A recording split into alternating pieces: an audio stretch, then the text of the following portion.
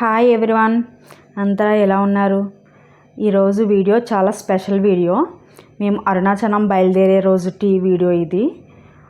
మనం వెళ్ళాలి అనుకుంటే వెళ్ళలేమండి, ఏ టెంపుల్కైనా సరే. స్వామి మనల్ని పిలవాలి, పిలిచి దగ్గరుండి తీసుకెళ్ళాలి. అలాంటి ఎక్స్పీరియన్స్ ఈరోజు మీతో షేర్ చేసుకోబోతున్నాను. ఇంకా అరుణాచలేశ్వరుడు అయితే నన్ను నా ఫ్యామిలీని రమ్మని పిలిచాడు ఆయన.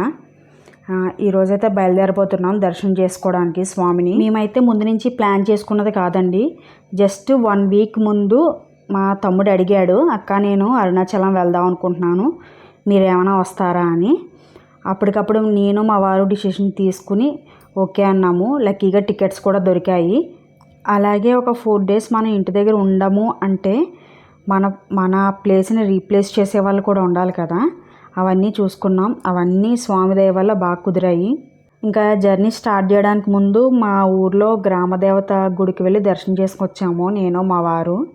మాతో పాటు మా చిన్నబాబు కూడా వచ్చేటప్పుడు. జమ్ములమ్మ తల్లి అండి ఆవిడ, పొలాల్లో ఉంటారు. ఆవిడ జాతర ఒక 4-5 డేస్ ముందే అయ్యింది. అసలు అప్పుడే వెళ్ళాలి, అప్పుడు కుదరలేదు.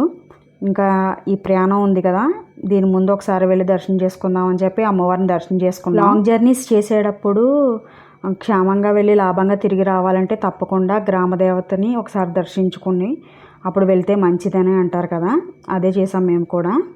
మాకు ట్రైను 2:30కి, సో అందుకని ఇంటి దగ్గరే లంచ్ చేసేసాం. లంచ్ అయిపోయిన తర్వాత బయలుదేరి రైల్వే స్టేషన్కి వచ్చాము. అలాగే ఈవినింగ్ ట్రైన్లో తినడానికి కూడా నూక పులిహార ప్రిపేర్ చేసి తీసుకొచ్చాను. మార్నింగ్ నుంచి అన్నీ చేస్తూనే ఉన్నాను, చక్కబెడుతూనే ఉన్నాను. కానీ లాస్ట్కి 1 అయ్యేసరికి ఎంత హరీబేరీ అయిపోయిందో పిల్లలతోటి.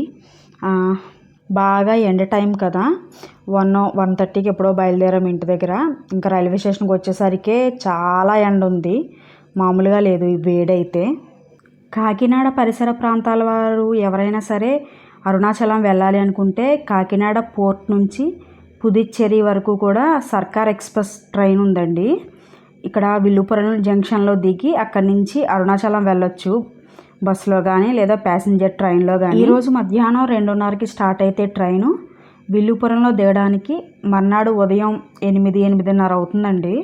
కానీ మాకైతే 1 గంట లేటు ట్రైను. అంటే మేము విల్లుపురంలో దిగేసరికి 9:30 అయిందండి మార్నింగు. కాకినాడ నుంచి వెళ్ళాలనుకునే వాళ్ళకి ట్రైన్స్ అయితే సోమవారం, గురువారం, శనివారం అవైలబుల్గా ఉన్నాయి. మేమైతే గురువారం బయలుదేరాము. విల్లుపురంలో ప్యాసింజర్ ట్రైను మళ్ళీ 11కి ఉందండి. కరెక్ట్గా 12 కల్లా అరుణాచలంలో దింపేసింది. మేము ఎక్కాల్సిన ట్రైన్ అయితే వచ్చేస్తుందండి. కరెక్ట్గా 2:30 అంటే 2:30 కల్లా స్టార్ట్ అయిపోయింది ట్రైను. మేమైతే పోర్టుకు వెళ్ళి ట్రైన్ ఎక్కలేదు. అక్కడైతే పోర్టులో అయితే 1 అవర్ ముందే పెడతాడట. కానీ మేమైతే కాకినాడ మెయిన్ రైల్వే స్టేషన్లోనే వెయిట్ చేసాము. అక్కడైతే 2-3 మినిట్స్ మాత్రమే ఆగింది. పిల్లలతో ఎక్కడం చాలా కష్టమైంది కొంచెం. పిల్లలు చిన్నపిల్లలు అవడం వల్ల బాగా ఎగ్జైట్ అవుతున్నారండి ట్రైన్ చూసి. ఓ పక్క లగేజెస్ అండ్ పిల్లల్ని పట్టుకోవడం కొంచెం కష్టమైంది.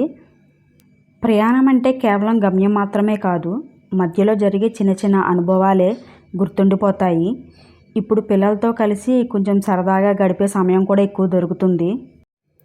అరుణాచలం భారతదేశంలోని అత్యంత పవిత్రమైన శైవక్షేత్రాల్లో ఒకటి. పంచభూత లింగాల్లో అగ్నితత్వానికి ప్రతీకగా ఉన్న అరుణాచలేశ్వర స్వామి ఈ ఆలయంలోనే ఇక్కడే ఉన్నాడు. అరుణాచల కొండను స్వయంగా పరమశివుని స్వరూపంగా భావిస్తాం. అందుకే ప్రతి నెల పౌర్ణమి రోజున లక్షలాది మంది భక్తులు గిరి ప్రదక్షిణ చేస్తారు. అందుకే ప్రతి శివభక్తుడు కూడా తప్పకుండా దర్శించుకోవాల్సిన ఆలయాల్లో అరుణాచలం ఒకటిగా మారింది. ఇంకా మా పిల్లలైతే ఇక్కడ అప్పర్ బెడ్స్ ఎక్కడం దిగడం ఇదే పెద్ద పని అయ్యింది. ఇంకా మాటల్లోనే మేము రాజమండ్రి దాకా కూడా వచ్చేసాము. ఇప్పుడే స్టార్ట్ అయ్యాం, బ్యాగ్స్ అవి సర్దుకున్నాం, ఇంకా సెట్ అయ్యాం అనుకునే లోపే రాజమండ్రి వచ్చేసింది. అంత స్పీడ్గా ఉంది ట్రైన్ అయితే. ఇంకా మా తమ్ముడికి అయితే బాగా నిద్ర వస్తుంది. మా పిల్లలైతే విండో డోర్ దగ్గర కూర్చుని చాలా ఎంజాయ్ చేస్తున్నారు, బయట వ్యూ అంతా చూస్తూ.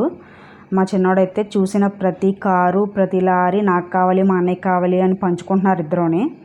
ఇంక ఇదైతే రాజమండ్రి బ్రిడ్జ్ అండి, చాలా బ్యూటిఫుల్ బ్రిడ్జ్ ఇది. ఈ రాజమండ్రిలో కూడా కొత్తగా కట్టిన మంచి మంచి టెంపుల్స్ ఉన్నాయండి. ఎప్పుడైనా ఇక్కడ కూడా వచ్చి దర్శనం చేసుకోవాలి. రాజమండ్రి నేను పర్సనల్గా రావడం తక్కువ, ఏమైనా ఎగ్జామ్ పర్పస్తో వచ్చానేమో 1-2 సార్లు అంతే. ఇక్కడ మాకు ఎవరు లేరు చుట్టాలు, అందుకే ఎప్పుడు రాలేదు, వచ్చి ఇదేమీ ఎక్స్ప్లోర్ చేయలేదు. ప్రయాణం అంటే ఒక చోట నుంచి మరొక చోటుకి వెళ్ళడం మాత్రమే కాదు, ఎన్నో మధురమైన జ్ఞాపకాలు ఉంటాయి. మా పిల్లలతో అయితే అవి మరీ ఇంత రెట్టింపు అయ్యాయి. ట్రైన్ జర్నీ అంటే చిన్నప్పుడు మేము చేసినటువంటి తిరుపతి ప్రయాణం గుర్తొస్తుంది నాకు ఊహ తెలిసినప్పటి నుంచి ఎప్పుడు మేము తిరుపతి వెళ్ళినా ట్రైన్కి వెళ్ళే వాళ్ళము. చిన్నప్పుడు మా తమ్ముడు పుట్టి వెంట్రుకలు తీయడానికి తిరుపతి వెళ్ళినప్పుడు ట్రైన్లో నా కాలు వేలు ఎవరో లగేజీతో నలిపేశారు. నాకు చాలా చిన్నదానప్పుడు, నాకు 4-5 ఇయర్స్ ఏమో ఉంటాయి. వేలు గోరు నలిగి ఊడిపోయింది. నాకు అది బాగా గుర్తు. సేమ్ నాకు ఎలా అయితే వేలు మీద గోరు ఊడిపోయిందో చిన్నప్పుడు, ఇప్పుడు మా పెద్ద బాబుకు కూడా సేమ్ అలానే జరిగింది. కానీ జరిగింది ట్రైన్లో కాదండి, సైక్లింగ్ చేస్తూ సైకిల్ మించి పడిపోయాడు. వాడికి బొటనవేలు ఊడిపోయింది. నాకు చిన్నప్పుడైతే కాలుకున్నటువంటి వేళల్లో మధ్యవేలు గోరైతే ఊడిపోయింది.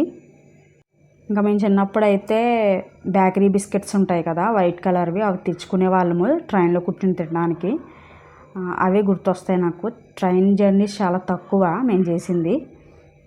ఇంకెప్పుడు అమ్మ వాళ్ళ ఇంటికి వెళ్ళాలన్నా ఎక్కడికి వెళ్ళాలన్నా సరే బస్ జర్నీస్ ఎక్కువ. ఇలా లాంగ్ జర్నీస్ ఉన్నాయన్నప్పుడు మాత్రమే ట్రైన్ ఎక్కుతాము. మేము కాకినాడలో ఎక్కాం కదా, 2 పిల్లలతో ఒక ఆవిడ రాజమండ్రిలో ఎక్కారు.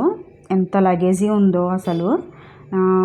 పాప అయితే 6th క్లాస్ చదువుతుందిట, బాబు అయితే మా జున్నుగడి కన్నా చిన్నపిల్లలాగే ఉన్నాడు, ఇంకా నర్సరీ చదువుతున్నాడేమో. ఆవిడ ఆ పిల్లలతో ఎంత ఇబ్బంది పడిందో అసలు. తినైతే మా పిల్లలిద్దరితోటి బాగా ఫ్రెండ్షిప్ చేసింది ట్రైన్లో. ఈ అమ్మాయి అయితే నైట్ బాగా హెడేక్ వస్తుందని బాగా ఏడ్చింది. అప్పర్ బెర్త్కి వెళ్ళిపోయిందండి తిను పడుకోవడానికి, చిన్న పాప.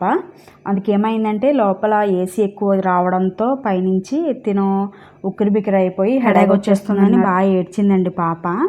తర్వాత జెండు బొమ్మ అది రాసుకుని కొంచెం రిలీఫ్ అయి పడుకుంది. అందుకని మేము కొంచెం బెడ్స్ మారాల్సి వచ్చింది. ఇంకా వాళ్ళైతే చెన్నైలో దిగిపోయారండి రైల్వే స్టేషన్కి. వాళ్ళ హస్బెండ్ వచ్చారు రిసీవ్ చేసుకోవడానికి. లగేజ్ అయితే చాలా ఎక్కువ ఉంది, ఎలా పట్టుకెళ్తారు ఏంటో అనుకున్నాను, కానీ వాళ్ళ హస్బెండ్ వచ్చి రిసీవ్ చేసుకున్నారు. తర్వాత ఏమో టికెట్స్ బుక్ చేసుకున్నప్పుడు ఈ అమ్మాయి పేరుని బుక్ చేయకుండా వాళ్ళ హస్బెండ్ ఏం చేశారంటే ఆయన పేరున వాళ్ళ మిస్సెస్ పేరున బుక్ చేశారు. అసలు టీసీ అయితే అస్సలు ఒప్పుకోలేదు. ఫస్ట్ టికెట్స్ వెరిఫికేషన్కి వస్తారు కదా, అప్పుడు చూసినప్పుడు ఆయన పేరున బుక్ చేస్తే ఈ అమ్మాయిని ఎలా పంపిస్తారు, అలా అవ్వదు, మీరు ఫైన్ వేయాలి అని చాలా సతాయించాడు ఆయన. మొత్తం మీద ఎలా అయితేనే ఎక్స్క్యూజ్ చేశాడు ఆఖరికి. అందుకే నేను చెప్పొచ్చేది ఏంటంటే ఎవరైనా టికెట్స్ బుక్ చేసుకున్నప్పుడు ఎవరైతే జర్నీ చేస్తున్నారో చిన్నపిల్లలైనా సరే వాళ్ళ పేరున టికెట్స్ బుక్ చేయండి. ఇంట్లో వాళ్ళ పేరున టికెట్స్ బుక్ చేసేసి చిన్నపిల్లల్ని పంపించేస్తూ ఉంటారు చాలామంది. అలా అన్నిసార్లు ఒప్పుకోరండి. ఇంకా మన తెలుగు టీసీలో అయితే కొంచెం కాకపోయినా కొంచెమైనా ఎక్స్క్యూజ్ చేస్తారు. నార్త్ సైడ్ వాళ్ళు వస్తూ ఉంటారు ఒక్కొక్కసారి టీసీలు, వాళ్ళైతే అస్సలు. మేము షిరిడి వెళ్ళినప్పుడు ఎక్స్పీరియన్స్ చేశాను దాన్ని ఒకసారి. మాతో పాటు ప్రయాణిస్తున్న వాళ్ళు వాళ్ళ చుట్టాలు ఎవరో టికెట్స్ బుక్ చేసి హైదరాబాద్కి తెచ్చుకున్నారు. పాపం వాళ్ళకి తెలియదు ఏమీని. పేర్లేమో బుక్ చేసిన వాళ్ళ పేర్లు ఉన్నాయి, వచ్చిందేమో వేరే వాళ్ళు. అసలు టీసీ ఎంత గొడవ చేశాడంటే అసలు అంత గొడవ చేశాడు. డబ్బులు కట్టించుకున్నాడు. తర్వాత ఏమో ఈ బెర్తులు తీసేసుకుని జనరల్కి వెళ్ళిపోమన్నాడు. వాళ్ళైతే లేడీస్ అండి, చాలా ఇబ్బంది పడ్డారు. అందుకని చెప్తున్నాను, ఎవరైనా టికెట్స్ బుక్ చేసుకునే వాళ్ళు ఉంటే, చాలామందికి తెలిసి ఈ విషయం, తెలియని వాళ్ళ గురించి చెప్తున్నాను. ఎవరైనా టికెట్స్ బుక్ చేసుకుంటే కనుక ఎవరైతే వెళ్తున్నారో వాళ్ళ పేరున మాత్రమే టికెట్స్ బుక్ చేసుకోండి. చిన్నపిల్లలైనా సరే, చాలామంది ఏమనుకుంటారంటే చిన్నపిల్లలే కదా మన పేరుని బుక్ చేసేద్దాము టికెట్స్ బుక్ చేసినప్పుడు ఆధార్ నెంబర్లు అవి అడుగుతుంది కదా, అవి పిల్లలవి వాళ్ళకి కనిపించకపోవచ్చు ఆధార్లు అవిని. అందుకని చెప్పేసి ఎవరు అవైలబుల్గా ఉంటే వాళ్ళు పెట్టేసి టికెట్స్ బుక్ చేస్తూ ఉంటారు. కానీ జర్నీ చేసేటప్పుడు చాలా ఇబ్బంది పడాల్సి వస్తుంది.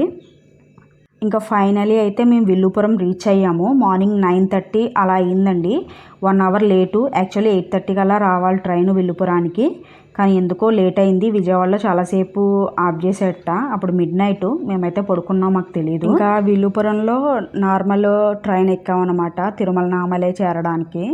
ఈ ట్రైన్ పేరేమో నాకు గుర్తులేదు, కానీ ఎగ్జాక్ట్గా 1 అవర్లో తీసుకొచ్చాడు అక్కడి నుంచి. మేము 11కి ఏమో ఎక్కాము ఈ ట్రైను, కరెక్ట్గా 12కి అయితే తిరుమన్నామలై చేరుకున్నాము. ఇంకా మీరు చూస్తున్నదంతా ఈ రోడ్డు అంతా కూడా తిరుమన్నామలై రోడ్డే. ఈ వెనక్కి వెళ్తే రైల్వే స్టేషన్ ఉంటుంది. ఇంకా ఇక్కడే మేము బస చేసేది. నా వీడియోస్ కనుక మీకు నచ్చినట్లయితే తప్పకుండా లైక్ చేయండి. అలాగే వీడియో చూసారు కదా పూర్తిగానే, మీకు ఏమనిపించిందో కామెంట్ చేయండి. నా ఛానల్ తప్పకుండా సబ్స్క్రైబ్ చేసుకుని సపోర్ట్ చేయండి. Thank you for the watching this video.